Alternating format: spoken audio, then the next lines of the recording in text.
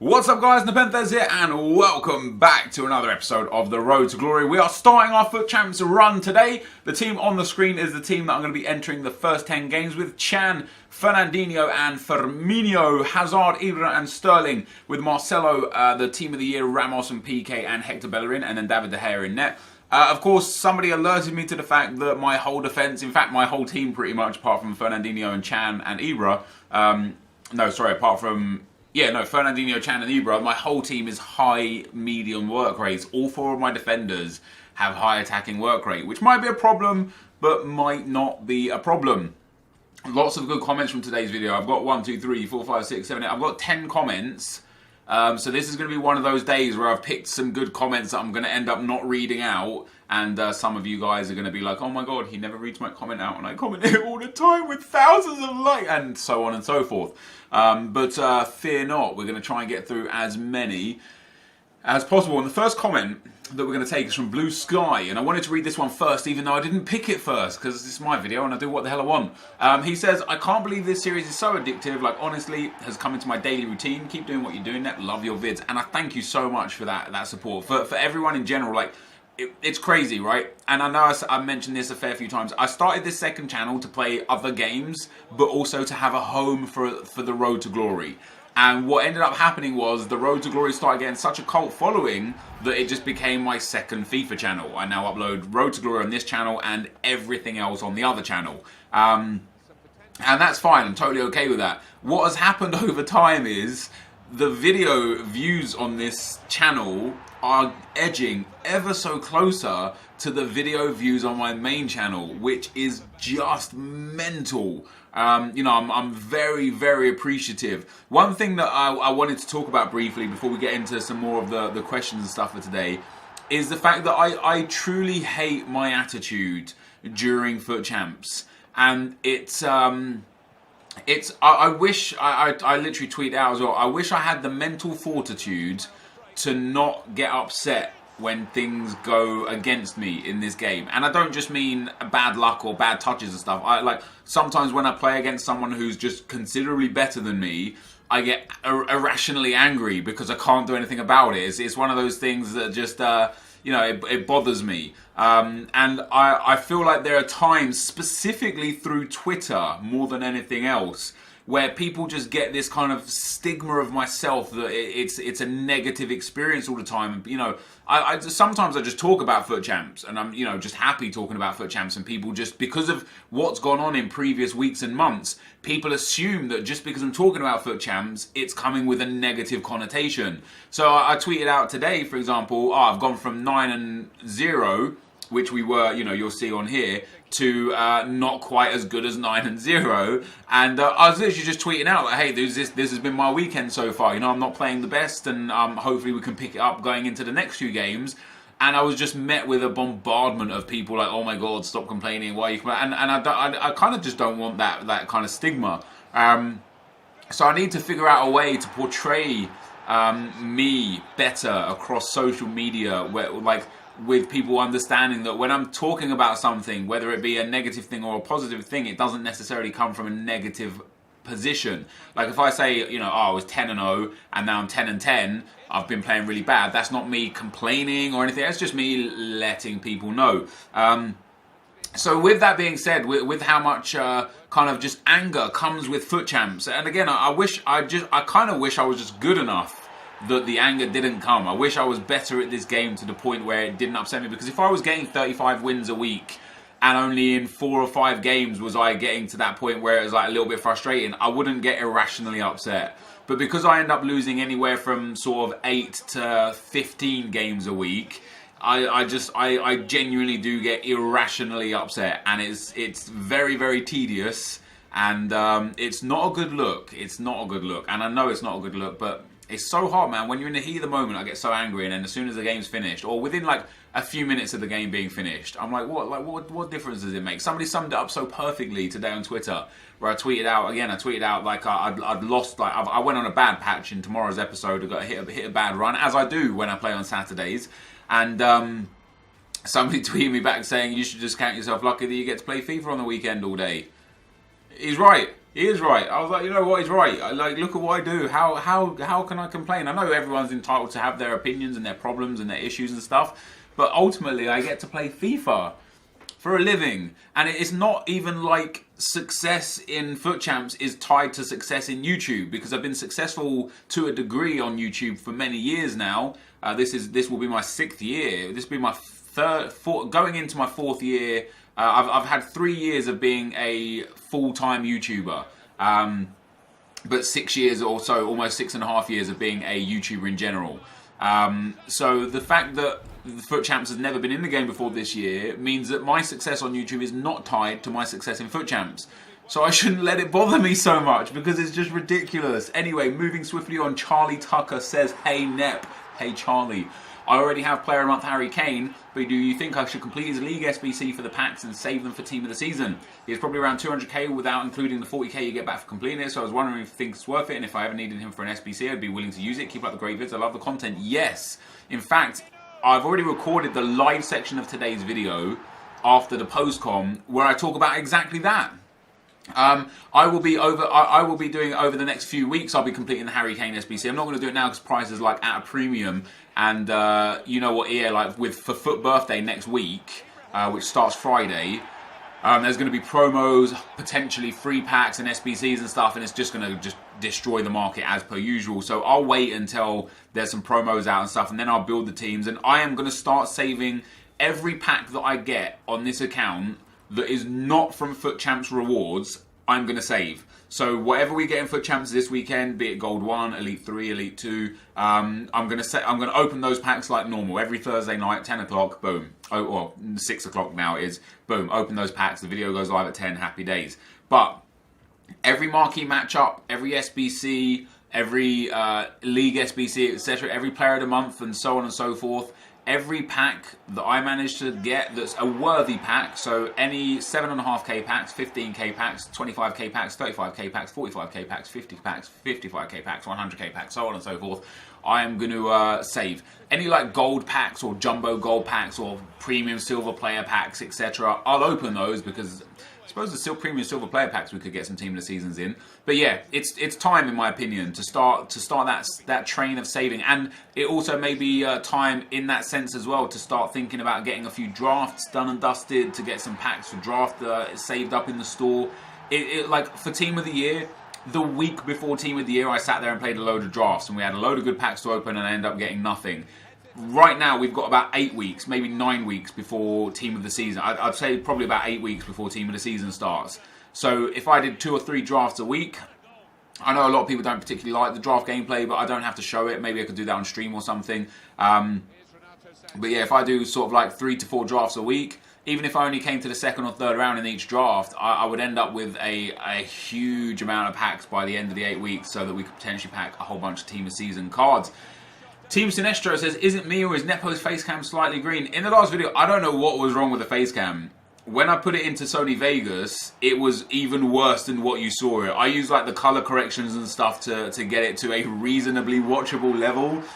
Maybe I should have just removed the face cam altogether. But yeah, I don't know what was wrong with it. Like, I guess when I pressed record on the face cam, it just didn't record like the...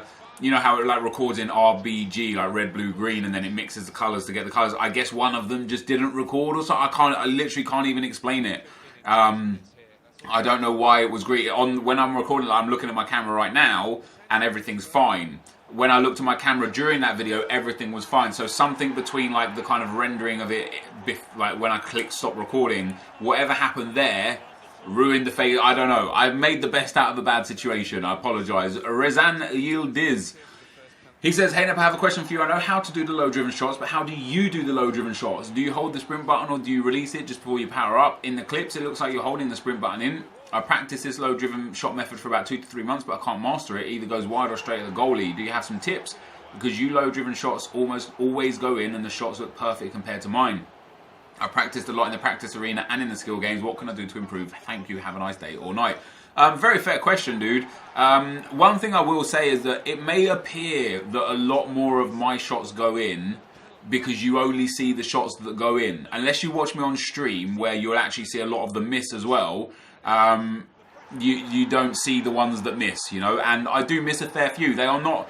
they have never been as effective as people would like to believe, which is why certain people sometimes are like they've patched low drivens when I don't think they have. I just think that there's very high % chances of scoring the low drivens from certain areas of the field and very low % chances of scoring them from certain areas of the field. And that's dependent on the angle you're running at, where the goalkeeper is, how good the player is, what their shooting abilities are like, whether you're sprinting or not sprinting, whether you're using the weak foot or the strong foot. Like, you know, there's a lot that goes into the low driven being an effective tool. And if you're struggling to master it, I don't actually know whether I'm sprinting or not. I would typically try and not sprint. I'd actually try and slow down to almost walking point. One thing I will say though that you haven't mentioned with your low drivens there is I use the finesse low driven a lot. Like right here we're through with Sterling. Let's see what I do here. I probably turn inside and finesse low driven it. I actually did. He kind of hit it weird, but what I did there with Sterling was I angled my body in to get onto his strong foot. And then I did the finesse low driven, but because the keeper pressed out, he ended up hitting some weird style shot, so it didn't really work out as well. Here with Dele Alli, we're going to Ibrahimovic into Bellerin. That would have been a low driven too. Like there are very few times where I do a regular shot or a finesse shot or a driven shot or a power shot. Most of my goals would be low drivens or tap-ins. But I'll try in the future. Maybe we'll get a live game in on Tuesday or Wednesday and I'll talk through a little bit more, because when I'm in a situation like this where I'm just watching my own gameplay back, I don't know what I was doing in the heat of the moment. But obviously when I'm actually playing the game live, I can explain a little bit better what I was doing and how I was doing it. The free kicker says, hey Nep, this weekend league, I was just about to go hit Elite 1. I needed one win and was winning my final game. However, in the 85th minute, my internet timed out for 10 seconds, losing me the game. As this happens quite frequently to me, and I'm sure many others, I thought a great solution for small internet lapses would be to add EA to add a 1 or 2 minute time frame to reconnect. I feel that at least in FUT Champs, something like this would help a lot of people and would love to hear your thoughts on the matter. I've been watching you since FIFA 12. I'm glad these Ruin Random type videos have made a return. Keep making people excited to watch every evening. Much love from Germany. And thank you again for the kind words. Like, I genuinely appreciate it. So I thought about this question before I answered it, because something, for example, like League of Legends, if you get timed out or your internet drops, you can rejoin the game. And one thing that's both positive and negative for that is that some people sometimes just leave the game on purpose, and what happens then is the team that they're on, the other 4 people are just screwed for that game, right? Yep, okay, they get punished for leaving. They get like I thought it was like a 5-minute ban from matchmaking, and they lose ELO points, so on and so forth. But in general, they don't really get punished for that. But I do think it's a good feature. Now in FIFA, there are times, for example, where I just randomly lose connection to the EA servers. And in those instances, it would be nice to have like a 60-second reconnect timer. But what I fear would be is that people would just start pulling the plug and ruin. I don't know if it would actually be able to ruin someone's day. As long as it's like an overall, like when you pause, you get 35 seconds. You get 3 pauses. You should have a 90-second timer that's different to those. So if you disconnect, you've got 90 seconds to get back in. Let's say you use 35 of those seconds up and then your internet goes down again. Now you've only got 55 seconds left to reconnect into the game.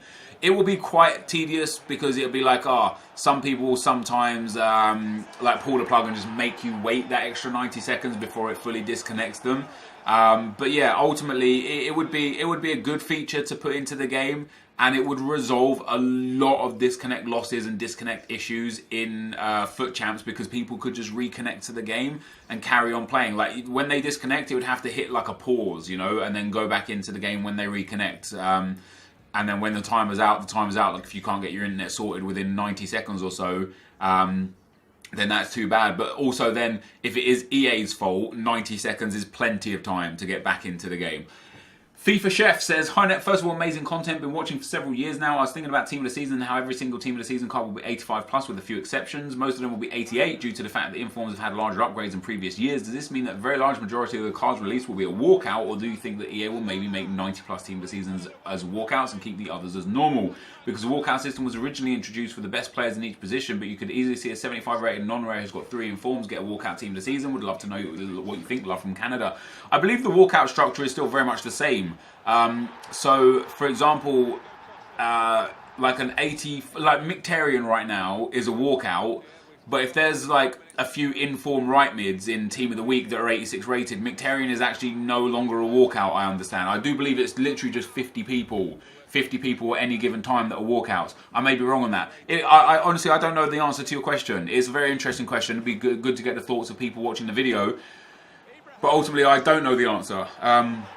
I don't know if we'll have loads of walkouts, like, you know, a brand new sort of like 15 walkouts every weekend the team of the season drops, or if the current walkouts will get demoted from being walkouts, so on and so forth. I don't know what the answer to the question is, but it will be interesting to wait and see.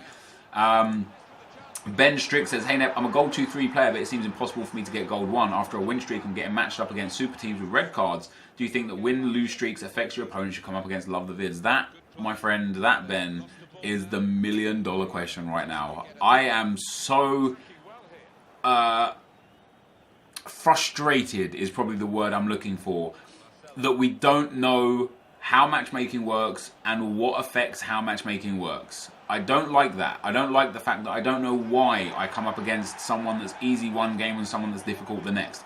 I literally played a game today for tomorrow's episode where I came up against a guy who finished 46th in the world last month, which means he got consecutive top 100s in the weeks and finished 46th in the world in the month. And I lost to him 2-1 in a close game. The very next game, I came up against a guy who was a viewer and messaged me after the game saying good game, and I smashed him 4-0, and he had never ever gotten as good as gold 2. Gold 3 was the absolute best he had ever achieved, and he consistently finishes his 40 games. So tell me why I go from an extreme of playing one of the best players in the world to playing against a guy who can barely get enough wins to auto qualify for the next week. I don't know how matchmaking works, and it bugs me that EA are trying to push this competitive narrative of FUT Champs, yet refuse to give us very valuable, very needed information on how the game works. I will say it again, and I've said it before. I don't believe that EA will be taken seriously as an esport until they are transparent with how the game works and how the findings of everything work, the ins and outs of everything. For example, we know how chem styles work and how they affect players and where they push the bonus points and stuff. For outfield players, we have absolutely no idea what it does for goalkeepers. We just apply a chemistry style and hope that it has a very similar format to what it does for the outfield players. How is that even a thing? I don't know. Callum Byrne says, hey Neppy, not happy with that. Let's not make that a thing. What do you think EA will do for FUT Champs monthly, weekly rewards during the months after Team of the Season where there are not many gold informs? I honestly have no clue what will happen in that situation, so I'd love to hear your professional advice, mate. My gut instinct tells me that they'll stop FUT Champs quite a few months before the end of FIFA 17. As soon as the final regionals month is done, which might actually be this month, I don't think that they'll do much more with FUT Champs, because if they keep the Team of the Week pack through Team of the Season, like you say, there's not enough gold informs to fill out some weeks an 11 inform pack. They might change it to a Team of the Season pack. You don't know, because Team of the Season is essentially the same as Team of the Week, except they are the best players in the league. I don't know what they'll do with that. But it's a very valid point, and as I say, my gut instinct is that FUT Champs will finish a couple of months before FIFA 17 is finished, which will be great because we'll get a few months of not having to play FUT Champs and do that sweat and stuff. But going into next year for FIFA 18, I'm genuinely concerned with what they do with FUT Champs, because everyone this year who is relatively good at FIFA, to the point where even if you just qualify for FUT Champs and don't even play all your games, but let's say you qualify every week, don't play all your games, but at least get to Silver 2 or Silver 1 every week, you are getting incredible rewards. When you then take into consideration the top 100, the elite tiers, and the gold tiers of packs, if you play FUT Champs every weekend, you don't need to spend money on this game. And that is not a narrative that EA wish to push. They want people to spend money. They're a business after all. Of course, they want to give their customer base fun things to do. But in general, EA want people to spend money on their game. Microtransactions are a big part of why EA are able to do what they're able to do. And I don't think that FUT Champs is good for that. So I think next year, they're either going to up the amount of games required to play over the same time frame and increase the ability needed to get the top tier rewards. Alternatively, I believe that they may well scale down the rewards, because, as I say, right now I've got this account here. I've got millions of coins worth of players and items and stuff, and all I've done is play the game. I haven't put a penny into it. They can't have that next year. It's not smart for business that there is a free to play, very effective method of earning everything. I've had the best players in this game: legends, Ronaldos, Messis, informs. I've packed walkouts. I've packed a legend. Right now I have 3 Team of the Year players in my team. 3 of the best Team of the Year. Well, Marcelo and Ramos, I would say, 2 of the best, but a lot of people don't particularly like PK, but I find him to be good. But yeah, it'd be interesting what they do. Dakota Carpenter says, Nep, do you think it would be a good idea to have a consumable that allows you to change the work rates of players? Yeah, I do. One thing that's interesting again though is like on this team, for example, my whole defense has high, medium work rates, but I don't really notice that much of a problem with it. I haven't sat there and thought, my God, this has ruined my game because they're all pushing up too high. They still sit in their defensive lines as they should do. And again, it's one of those things, going back to transparency within EA, where the lack of transparency from EA is not good enough. We don't actually know what work rates mean. We don't know when you put a player instruction on a player, how that affects the work rates. If I have a midfielder that has high attacking work rate, but I set him to stay back while attacking, which one works? Does he stay back while the team's attacking, or does he still attack because he's got a high attacking work rate? I don't know. And that, again, like I say, it just comes down to the fact that we would like more transparency. And last but not least, Gherkin says, hey Nep, what do you think will happen to FUT Champs for 17 when FIFA 18 comes out? I kind of already answered that. I personally believe, dude, that FUT Champs will end before FIFA 17 ends. And quite like FIFA 17, I think FUT Champs in FIFA 18, if they keep it in the game, will come about 3 weeks into FIFA 18 for the first month. I just hope that they're far more open in the future. Anyway, the last game that I lost here, guys, was against a top 100 player.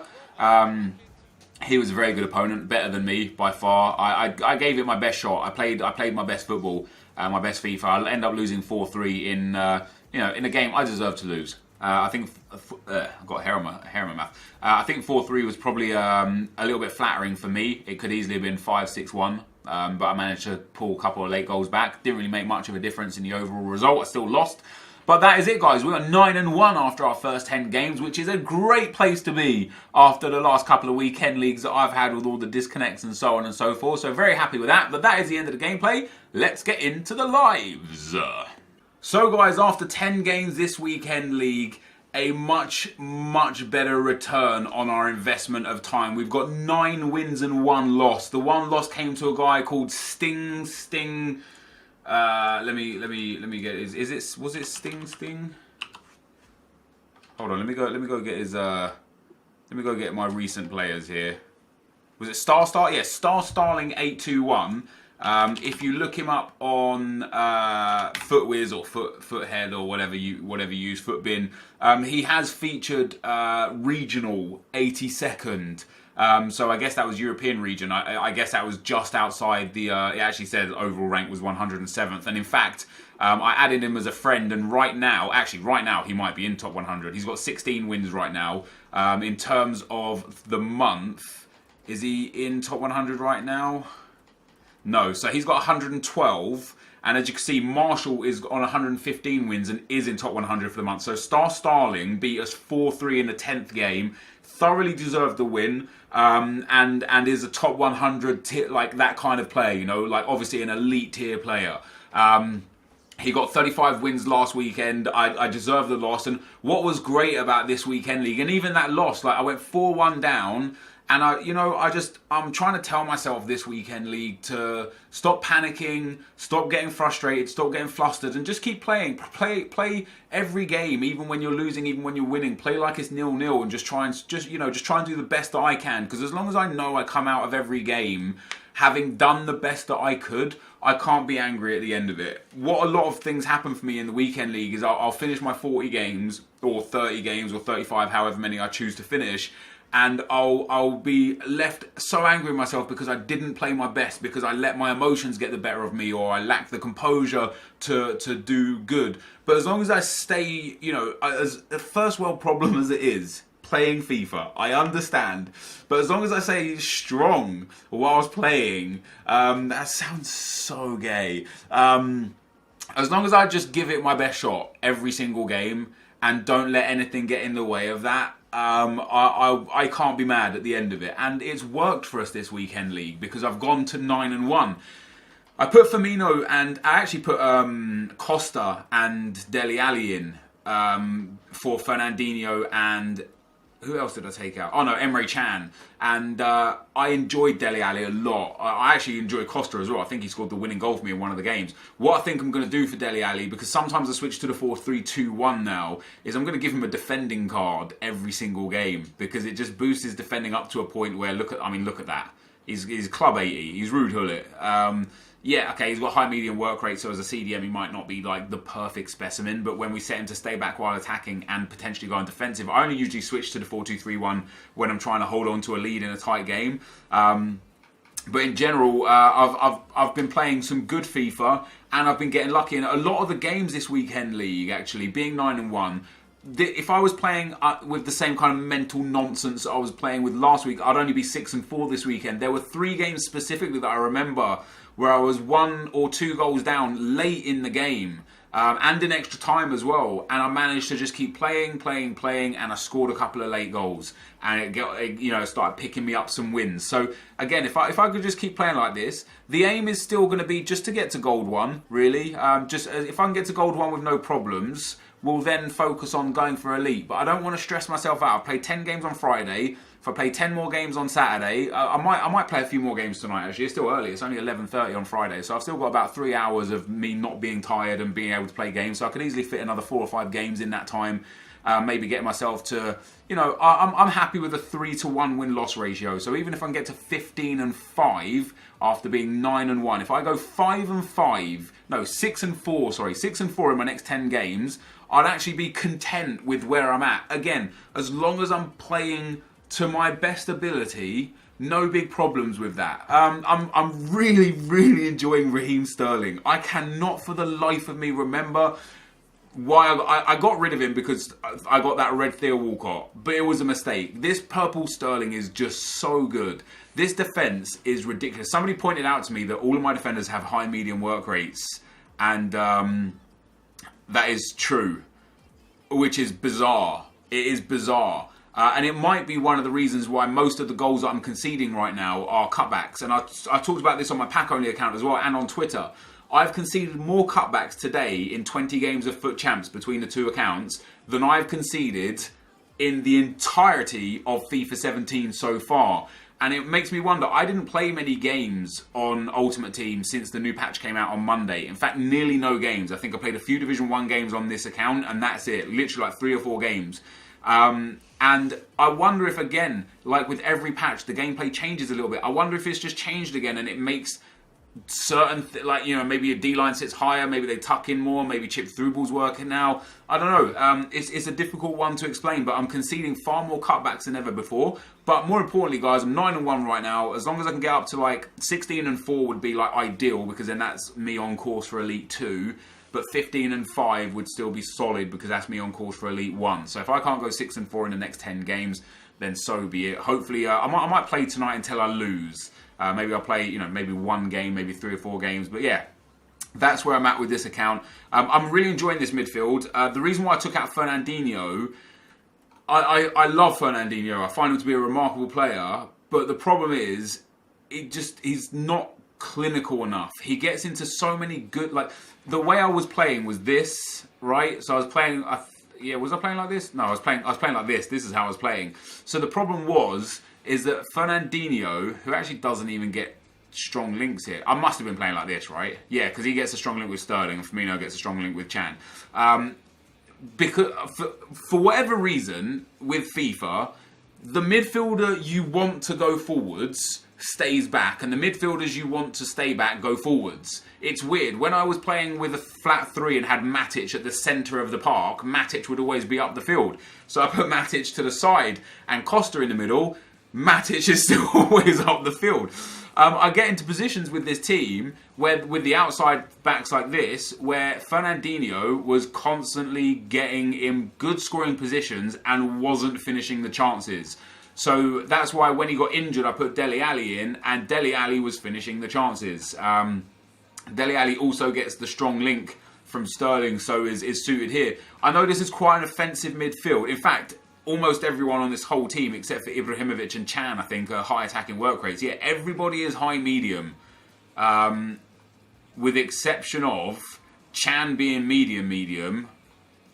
Even Dele Alli. Chan is medium-medium and Ibra is medium-low. Everybody else on the team is high-medium. I actually wonder if that benefits the team because they stay as a unit. So, you know, it's hard to break them down. And the pace and such of this defence, I catch up with people all the time. I'm just genuinely thoroughly enjoying this team. I wouldn't mind playing Costa. I wouldn't mind playing Harry Kane for a bit, actually, when I can, like, because he's got that high work rates. But I don't know. I'm enjoying the team as it is. So whilst it's working, absolutely no reason for me to change it. You know, I've got a good amount of subs that we can bring on. We've got Nainggolan for a CDM spot if needs be. We've got a couple of good wingers, some skill move players, some tall players, some fast players, some agile players. We've got a little bit of everything. I even brought Rashford on and he scored a goal for me. So can't complain about that. But yeah, overall, guys, after 10 games, we're 9-1. I'm very happy with that result. You'll see I've got some packs in store. I started doing some of the SBCs that I could, just with players that I had in my club. So I managed to complete 6 of the 14 Al Sommer SBCs. And I also went and did, I think, 1 or 2 more SPL ones. So I've only got 5 teams of the SPL left. I've only got 8 teams of the J-League left. And I've only got 10 teams of the Calcio A teams left. We might spend a whole episode, actually, Tuesday or Wednesday, just going out. I've only got 170,000 coins, but I'll probably be able to complete all 3 of them with 170,000 coins with the packs that we'll get back. But what I'm going to do, guys, is I'm actually going to be saving these packs. I did manage to sell that Benteke finally as well. He eventually went 75,000 coins. And I bought that Benteke for like 56k as well, so 20k profit. But yeah, I'm very, very tempted. I've actually got 2 all players packs and a gold pack. Let's open these packs now because these are trash bag packs, right? But I'm tempted to hold on to the packs that I get from these SBCs that are available, especially the BPL one as well, because there's a lot of good packs for very, very cheap in those. I'm very tempted to hold on to those literally until Team of the Season. You know, if we could have a war chest of packs for Team of the Season, basically every SBC pack going forwards, I might just hang on to. What do you guys reckon to that? Because if we did that, by the time Team of the Season comes around, for Weekend League rewards, I'll still open the packs. But for SBC rewards, I'll save the packs, and then yeah, when Team of the Season comes, open ourselves a whole bunch of packs and maybe pack some blues. Who knows? So that's kind of the plan right now, I guess. Oh well, that guy's worth nothing. So yeah, that's the plan at this moment in time. Let me know what you think about that. But this is going to be the end of the video, guys. If you did enjoy it, be sure to leave a like, rating, comment, and subscribe to my channel if you haven't already. But for now, guys, I'm out. Peace.